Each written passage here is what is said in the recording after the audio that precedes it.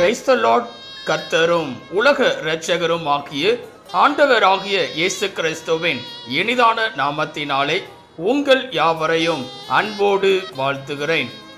ஒரு புதிய நாளை தேவன் நம்முடைய வாழ்க்கையிலே கிருபையாய் கொடுத்திருக்கிறார். ஒவ்வொரு நாட்களையும் அவர் நமக்கு ஆசீர்வாதமாக கொடுத்து அவருடைய கிருபையினாலே நம்மை தாங்குகிற தேவனாகவும் நடத்துகிற தேவனாகவும் காணப்படுகிறார்.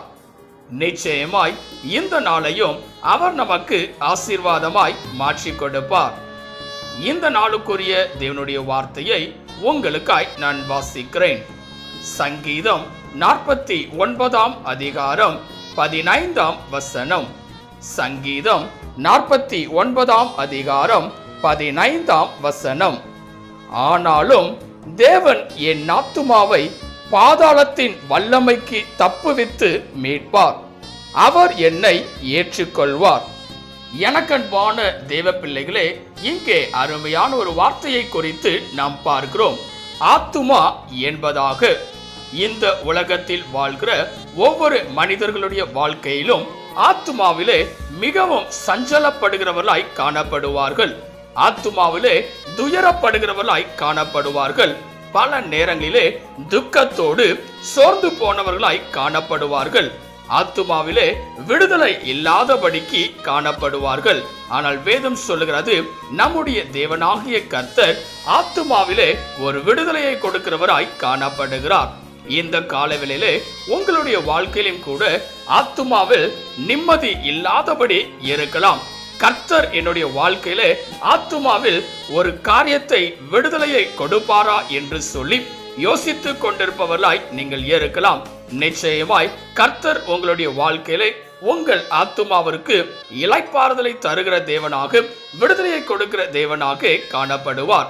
இந்த நாளிலே ஆத்துமாவில் அவர் செய்கிற காரியம் என்ன என்று சொல்லி ஒரு சில காரியங்களை சிந்திக்க போகிறோம். முதலாவதாக வேதம் சொல்லுகிறது, சங்கீதம் 23 அதிகாரம் 3 வசனத்தை வாசிக்கும் போது, சங்கீதம் 23 அதிகாரம் 3 வசனத்திலே, அவர் என் ஆத்துமாவை தேற்றி தம்முடைய நாமத்தின் நிமித்தம் என்னை நீதியின் பாதைகளில் நடத்துகிறார். இங்கே பார்க்கும்போது நம்முடைய தேவனாகிய கர்த்தர் ஆத்துமாவை தேற்றுகிறவராக காணப்படுகிறார். அது மாத்திரமல்ல, நம்மை நீதியின் பாதைகளில் நடத்துகிற தேவனாகவும் காணப்படுகிறார். இந்த காலவெளியிலே முதலாவதாய் தேற்றுகிறதற்கு யாருமில்லையே என்று சொல்லி, நீதியின் பாதைகளில் நடத்துவதற்கு யாருமே இல்லையே என்று சொல்லி யோசிப்பவர்களாய் நீங்கள் காணப்படலாம். கர்த்தர் நிச்சயமாய் உங்கள் ஆத்துமாவை தேற்றுகிறவராக காணப்படுவார். உங்களை சரியான பாதைகளில் நடத்துகிற தேவனாக காணப்படுவார். பல நேரங்களிலே பாதை தெரியாதபடி நாம் கடந்து செல்லுகிறோம். எது சரியான பாதை என்பதை அறிந்து கொள்ளாதபடி கடந்து செல்லுகிறோம். அதன் நிமித்தமாய் சோர்வடைந்தவர்களாக தோல்வியின் பிடிகளிலே எப்பொழுதும் காணப்படுகிறவர்களாய் இருக்கிறோம். ஆனால் வேதம் சொல்லுகிறது, முதலாவதாய் என் ஆண்டவராகிய கர்த்தர் உங்கள் ஆத்துமாவை தேற்றுகிறவராக, நீதியின் பாதைகளில் நடத்துகிறவராக காணப்படுவார். இரண்டாவதாக ஆத்துமாவிற்கு அவர் செய்கிற காரியம் என்ன என்று சொல்லி பார்க்கும் போது வேதம் சொல்லுகிறது, ஏசாயா 38 அதிகாரம் 17 வசனத்தை வாசிக்கும் போது, ஏசாயா 38 அதிகாரம் 17 வசனத்திலே, இதோ சமாதானத்துக்கு பதிலாக மகா கசப்பு வந்திருந்தது.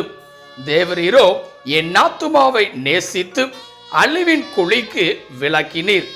என் பாவங்களை எல்லாம் உமது முதுகுக்கு பின்னாக எறிந்து விட்டீர். இங்கே பார்க்கும்போது இரண்டாவதாக வேதம் அழகாய் சொல்லுகிறது, நம்முடைய தேவனாகிய கர்த்தர் ஆத்துமாவை நேசித்து அழிவுக்கு விலக்கி மீட்கிறார் என்பதாக. இந்த நாளிலே நமக்கு விரோதமாக பலவிதமான காரியங்களை பல மனிதர்கள் செய்து கொண்டிருக்கலாம். அழிவுக்கு நேராக நாம் கடந்து சென்று கொண்டிருப்பதை போல உணரலாம்.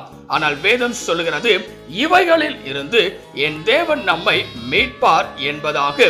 ஆத்துமாவிலே இளைப்பாறுதல் இல்லாதபடிக்கு அழிவு உண்டாகிறதே என்று சொல்லி யோசித்துக் கொண்டே நாம் காணப்படலாம். வேதம் சொல்லுகிறது, அவர் நம்முடைய ஆத்துமாவை நேசித்து அழிவுக்கு விலக்கி மீட்பார் என்பதாக. உங்களுடைய வாழ்க்கையிலே நிச்சயமாய் இந்த ஆசீர்வாதத்தை என் தேவன் தருகிறவராய் காணப்படுவார். மூன்றாவதாக ஆத்துமாவிலே அவர் செய்கிற காரியம் என்ன என்று சொல்லி பார்க்கும்போது வேதம் சொல்லுகிறது, சங்கீதம் 49 அதிகாரம் 15 வசனத்தை வாசிக்கும் போது, சங்கீதம் 49 அதிகாரம் 15 வசனத்திலே, ஆனாலும் தேவன் என் ஆத்துமாவை பாதாளத்தின் வல்லமைக்கு தப்புவித்து மீட்பார், அவர் என்னை ஏற்றுக்கொள்வார். இங்கே பார்க்கும்போது மூன்றாவதாக வேதம் சொல்லுகிறது, நம்முடைய தேவனாகிய கர்த்தர் ஆத்துமாவை பாதாளத்திற்கு தப்புவித்து மீட்கிறார் என்பதாக. இந்த நாளிலே நம்முடைய வாழ்க்கையிலும் கூட பாதாளத்துக்கு நேராய் கடந்து செல்கிறவர்களாய் நாம் இருக்கலாம். இதிலிருந்து எப்படி நம்மால் தப்பித்துக் கொள்ள முடியும் என்று சொல்லி யோசிக்கலாம். நிச்சயமாய் கர்த்தர் நம்முடைய ஆத்துமாவை பாதாளத்தின் வல்லமைக்கு தப்புவித்து மீட்பவராக காணப்படுவார். இந்த காலவேளையிலே இதை கேட்டுக்கொண்டிருக்கிற எனக்கன்பான தேவ பிள்ளைகளே, தேவன் நம்முடைய ஆத்துமாவை விடுவிக்கிறவராய் காணப்படுகிறார். ஆத்துமாவிலே சோர்ந்து போகாதபடிக்கு இளைப்பாறுதலை தருகிற தேவனாய் காணப்படுகிறார். எதுல எல்லாம் என்று சொல்லி பார்க்கும்போது, எப்படியெல்லாம் நம்முடைய ஆத்துமாவை அவர் விடுவிக்கிறார் என்று சொல்லி பார்க்கும்போது 3 விதமான காரியங்களை இந்த நாளிலே நாம் சிந்தித்திருக்கிறோம். முதலாவதாக, அவர் நம்முடைய ஆத்துமாவை தேற்றுகிறவராக, நீதியின் பாதைகளில் நடத்துகிறவராக காணப்படுவார். இரண்டாவதாக, அவர் நம்முடைய ஆத்துமாவை நேசித்து அழிவுக்கு விலக்கி மீட்கிறார். மூன்றாவதாக, ஆத்துமாவை பாதாளத்தின் வல்லமைக்கு தப்புவிக்கிறவராக காணப்படுவார். இந்த நாளிலே இவ்விதமான இந்த 3 ஆசீர்வாதங்களையும் நாம் பெற்றுக்கொள்ள வேண்டும் என்றால் தேவனுடைய சமூகத்திலே அமர்ந்திருப்பவர்களாய் இருக்க வேண்டும். அவரையே நோக்கி பார்ப்பவர்களாய் இருக்க வேண்டும். நிச்சயமாய் கர்த்தர் உங்களுடைய வாழ்க்கையிலே ஆசீர்வாதத்தை தருகிறவராக காணப்படுவார். தேவனுடைய கரத்திலே உங்களை அர்ப்பணிப்பீர்களா? செபிக்கலாம். கிருபையும் இரக்கமும் நிறைந்த எங்கள் அன்பின் பிதாவே, இந்த ஆசீர்வதிக்கப்பட்டதான நல்ல காலை வேளைக்காய் நன்றியோடு உம்மை துதிக்கிறோம், உம்மை ஸ்தோத்திரிக்கிறோம். நீர் கொடுத்த அற்புதமான உம்முடைய வார்த்தைக்காய் நன்றி செலுத்துகிறோம். ஆத்துமாவிலே நீர் விடுதலையை உண்டு பண்ணுகிறீர் என்று சொல்லி இந்த நாளிலே நாங்கள் சிந்தித்திருக்கிறோம்.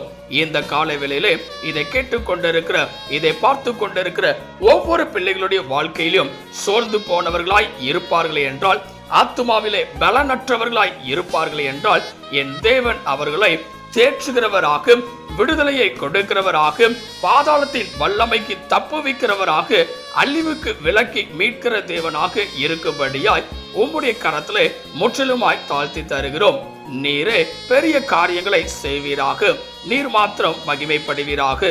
இயேசுவின் நாமத்தில் ஜெபிக்கிறோம் எங்கள் ஜீவனுள்ள நல்ல பிதாவே, ஆமென். கர்த்தர் தாமே இந்த வார்த்தையின் மூலமாய் உங்களை ஆசீர்வதித்து உங்கள் ஆத்துமாவிலே சோர்வு உண்டாகாதபடிக்கு விடுதலையை எப்பொழுதும் தருகிற தேவனாக அவர் காணப்படுவாராக. ஆமென். God bless you.